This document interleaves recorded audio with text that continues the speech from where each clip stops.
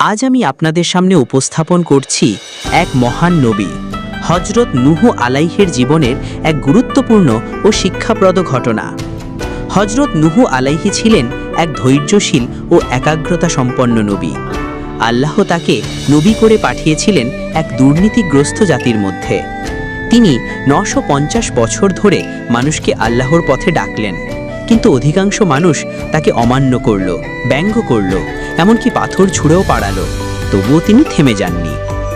অবশেষে আল্লাহর নির্দেশে তিনি একটি বিশাল নৌকা বানাতে শুরু করেন। সেই নৌকা দেখে লোকেরা আরও উপহাস করতে থাকে।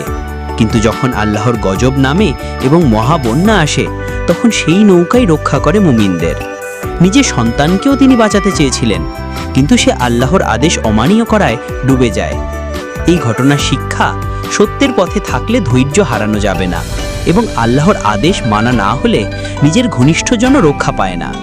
তাই আসুন আমরা হযরত নূহ আলাইহির মতো ধৈর্য ও আনুগত্য অবলম্বন করে আল্লাহর সন্তুষ্টির পথে চলি।